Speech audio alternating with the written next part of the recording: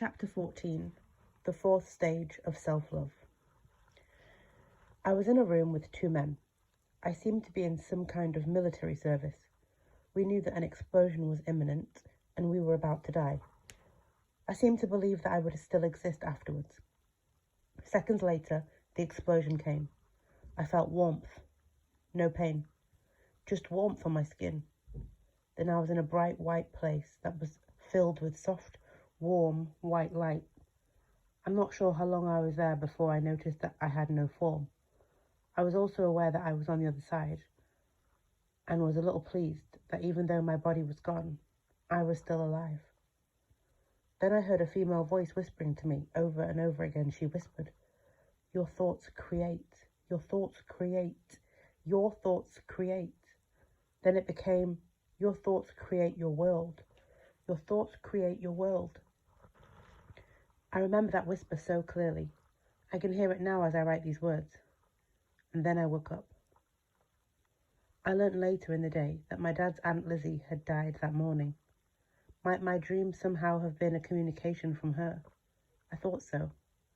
It was one of those dreams that feels so real that when you wake up it still takes a few seconds for you to accept that it was just a dream. I asked my good friend Kyle Gray about it. He's a highly accurate medium and the best-selling author of Angel Prayers. Kyle asked his angels about my experience. He then told me that because of my sensitive perception, my soul knew Lizzie was passing, and it reminded me that no matter which way we go, we always return to our ever-present love and peace. Lizzie was acknowledging what I'd known all along, so that I'd have a more personal experience of heaven.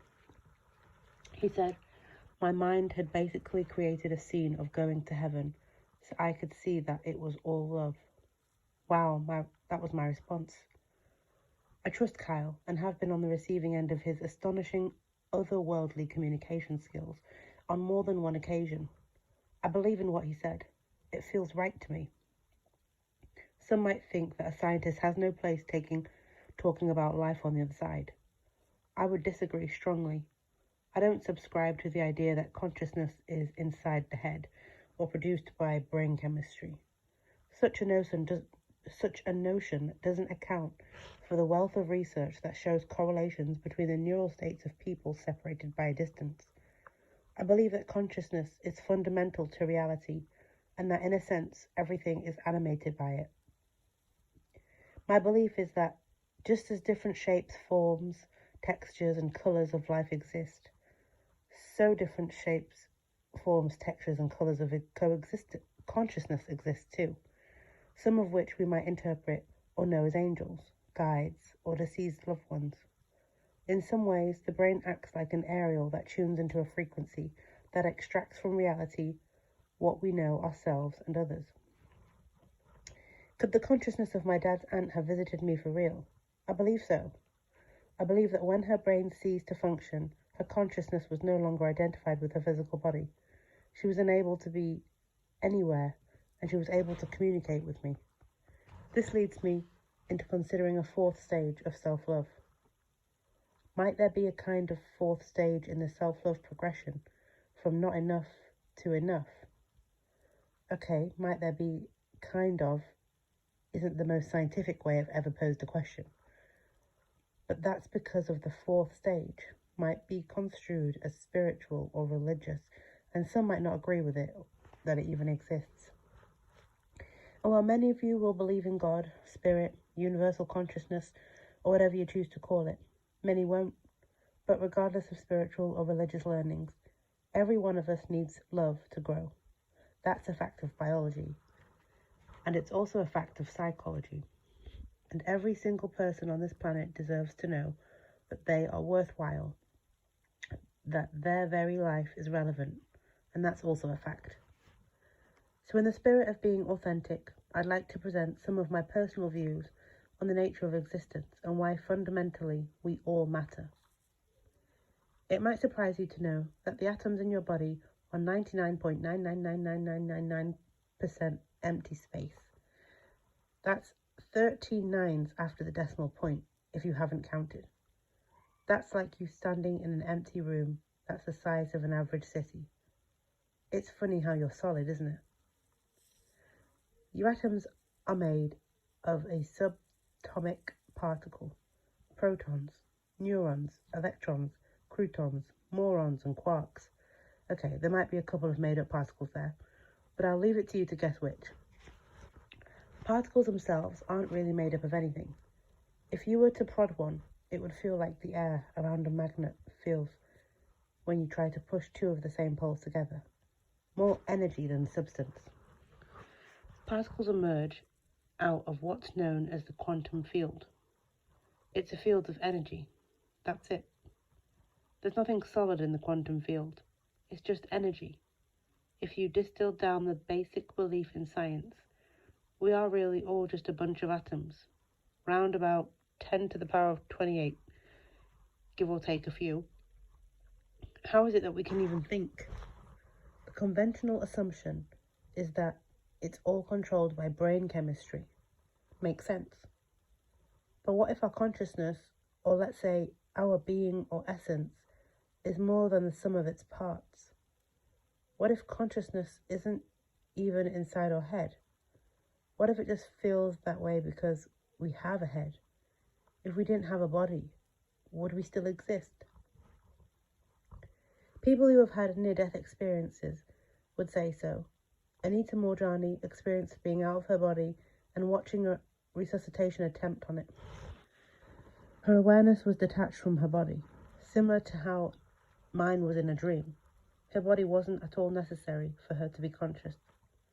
During her experience, she felt her awareness stretch, rather like stretching a rubber band, until she became the entire universe as a state of consciousness.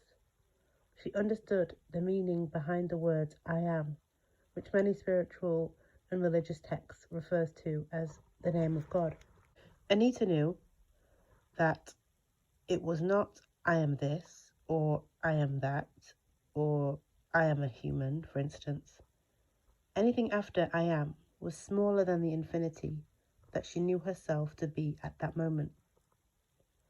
Huge numbers of people have had near-death experiences, but most just don't speak on them, especially to doctors, in case the doctors believe that they have neurological trauma and need to be hospitalized for longer.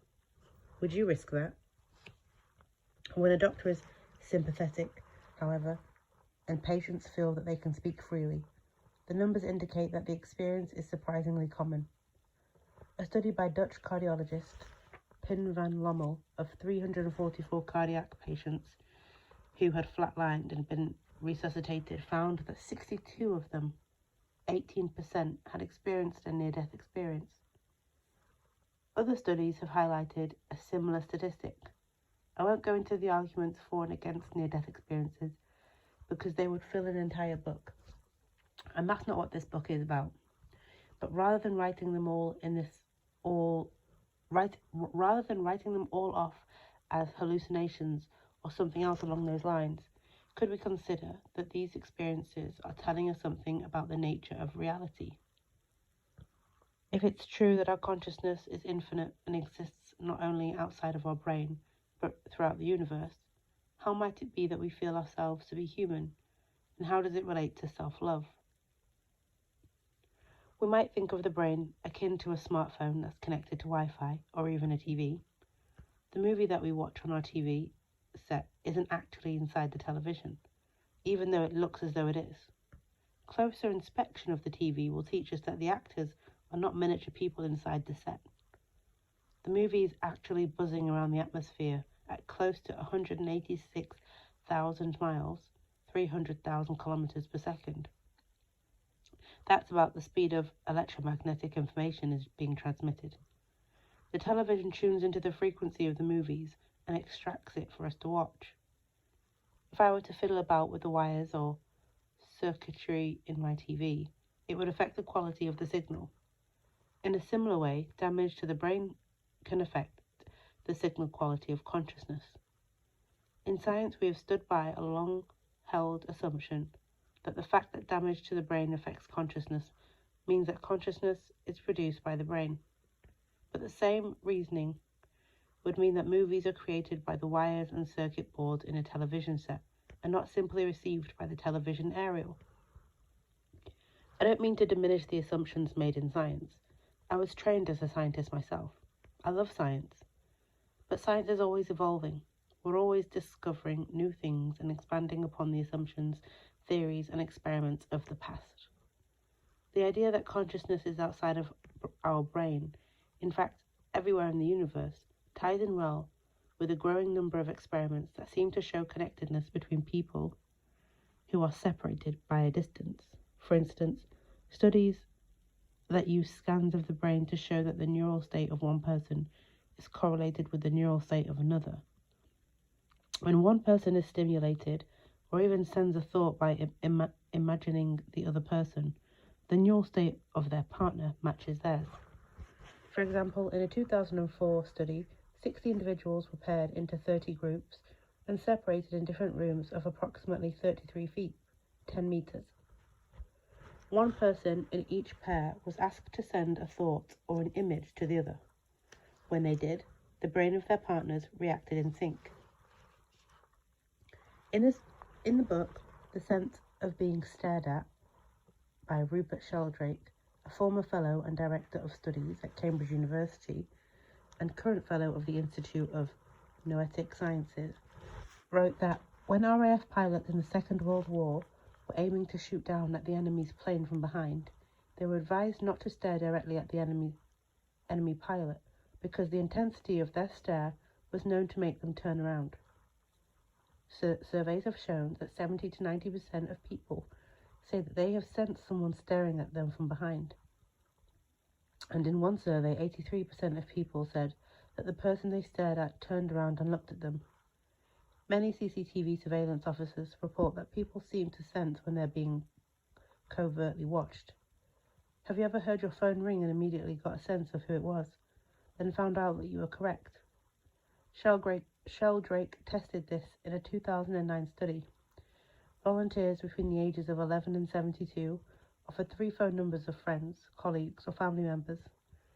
A computer then randomly selected one of the 3 numbers and sent the volunteer a text message. He had to guess who it was from. The results were way above statistical chance. The volunteers who scored particularly high were filmed in an additional experiment and found to guess correctly 44.2% of the time. Chance would have been 33%. There's an interesting parallel in physics in the idea of consciousness is everywhere. When a scientist sets up an experiment in the lab to study the behavior of an electron, until they press the on button and observe the electron, it can be thought of as being everywhere in the universe at the same time, including past, present, and future.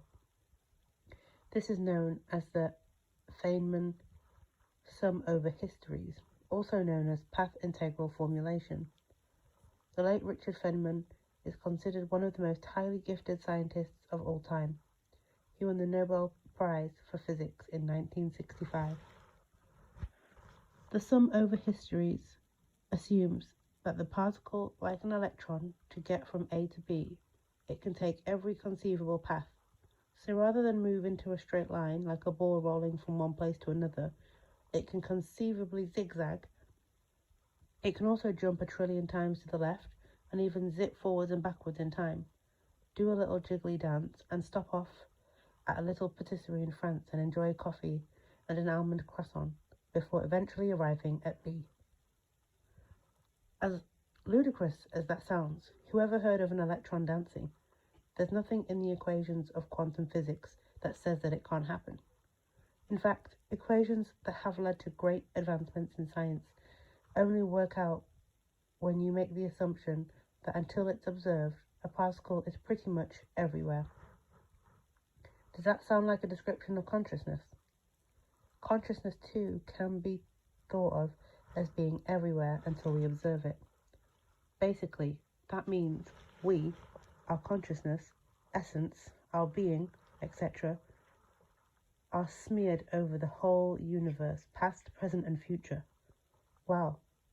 Why doesn't it feel like that? Well, if you're sitting on a chair right now, chances are you can feel your bottom and you're not listening into a conversation between 2 aliens on a distant planet. Detecting sensations in your bottom is called observing. just as detecting electrons in a lab is also called observing. And since you're observing your body, you have the sensation of being in your body. So consciousness feels as though it's inside of our head, because we have a head and we can feel it. And because we look out through our eyes and listen with our ears, as we do these things, we're observing that we know of as ourselves, just as if we've pressed the on button in a lab. It's only when we stop observing ourselves, which happens in a near-death experience or even in a transcendental experience of meditation, that we experience ourselves differently, because our attention is not currently on our body. It's so far away from our body that we experience ourselves as infinite. It can be a difficult concept to get our head around, and I can understand why mainstream science is skeptical. We can't prove it one way or another. We can only rely on experience, and that doesn't hold up too well with the way science is done. But neither does it mean that it's wrong. The atoms that make up our body only exist by virtue of the attractive forces that hold them together. If those forces didn't exist, then neither would the atoms, just as a cake wouldn't exist if we didn't have eggs to bind the ingredients together. If the attractive forces were to be lost at any time, the whole universe as we know it would simply disappear. You could say there was a law of attraction operating inside of atoms. And if that law didn't exist, then neither would our body, because atoms make up our DNA, and our DNA combines with other large collections of atoms to make our cells, and our cells join together in an 18 trillion strong community to form our body. Here's why, then, I believe we're made of love. The attractive forces emerge out of the quantum field, just as protons do. Science has always assumed that the quantum field is inert, lifeless, partly because of the belief that consciousness is inside the head. But if we move to the idea that consciousness is smeared over the universe and is not inside the head at all, that means it's also smeared all over the quantum field. That's what infinite means. It's everywhere. So it's also in the attractive forces. Consciousness is in the law of attraction. So what is the quality of consciousness when one thing or one person is attracted to another? What is the attractive force? Yes, it's love. We might say that the attractive force that holds atoms together are quantum expressions of love. Each of us is made of atoms. That makes us quite large expressions of love. Technically speaking, we're made of love, kind of. Some spiritual and religious teachings interchange love and light, so we might even say that we're beings of light. This leads me nicely on to a cool thing that happened whilst I was working on this book. I was playing around with the being of light thought for a while and started meditating on the idea that we are all beings of light. I often do a walking meditation when I'm out with Oscar in the early mornings while working on this book, and I'd imagine being a pure white light materializing right in front of me. Then I'd walk into it as if I was stepping into some clothing, so that I was wearing a being of light suit. For effect, I'd stand up straight, as such a being would, and even flex imaginary angel wings. I then combine this with a power pose, or a power walk, which is basically a power pose while walking. I'd state in my mind, I am a being of light, and then ask myself, how would a being of light walk? Then I'd walk as a being of light for the next couple of minutes, focusing on my posture, style of movement, face, eyes, and breath, all the while imagining myself as pure light and connected with everything and everyone. I practiced this for a few weeks, then went to London to speak at a conference. The day after that I was to speak again in Salzburg, Austria, I'd run out of deodorant and needed to get some, so I'd smell fresh for my events. I'd been using the Dove men's brand for a while, so I left my hotel in search of Dove. It was starting to rain and I didn't have an umbrella, but suddenly I had an idea. I imagined my being of light suit and stepped into it. I guess it didn't have a hood because I still got wet. I pictured myself as a being of light and connected to the whole city, and imagined that the information about where to obtain a Dove deodorant close by would come to me, so I wouldn't get too wet. My instinct was to turn left at the next street, but on the way I had the thought that as a being of light I really could just stand there and I was, and hold my hands out, and since I was connected to everything, a Dove's men deodorant would land in one of them. A being of light would know that it was enough, and that it was therefore entitled to love, health, happiness, success, wealth, and Dove deodorants. As I thinketh, so shall it be, I would say, and that's what was going through my mind as I stood there in the rain. I didn't test my faith too far, though, because the rain was starting to get a bit heavy, and as I said, my being of light suit didn't have a hood. I realised I'd probably have to wait with my hands outstretched for a while, and I'd probably get soaked. I did manage to find a shop that sold the brand when I turned left at the next street, though. But it doesn't end there, because that's really not much of a Dove miracle. A week later, I had another lecture to give in London. My flight from Edinburgh to Heathrow was delayed by 4 hours, so the staff at British Airways kindly allowed me to transfer to the flight bound for Gatwick. Arriving at Gatwick meant I needed to take the Gatwick Express train to Victoria Station. I wasn't overly familiar with that station, having only been there a handful of times previously. There were also several exits, so it can be a bit confusing if you don't know your way around. Trying to get my bearings, I looked up at the signs to establish where the exits were and which one that I should take. Perhaps I should have been paying more attention to looking ahead, because I bumped into a young girl and nearly knocked her off her feet.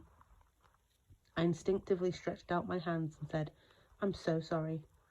She looked right at me and then she dropped a Dove men's deodorant into my hand. For a few seconds I was stunned. Then the realization of what just happened hit me. Overcome with that realization, I shouted, "Score!" while pumping the air with my fist. I'm not sure what the girl thought.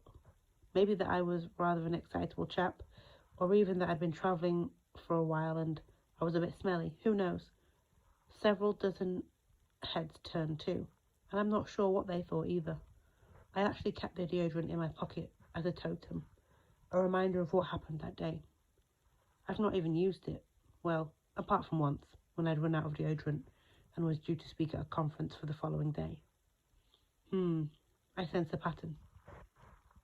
My little Dove's men deodorant totem reminds me in my moments of doubt, challenge, worry, or fear of what's possible when we believe. In summary, the fourth stage of self-love is simply I am. So the sequence goes, I'm not enough, I've had enough, I am enough, I am. Nothing comes after I am, because we are infinite. We only feel human now because we have a body. That body exists by virtue of attractive forces in the atoms that are the quantum expressions of love. In essence, each of us is a being of light, a physical expression of knowing that it is. Acknowledging that we are a being of light affirms that we are more than enough, that we are. Would a being of light ever feel unworthy?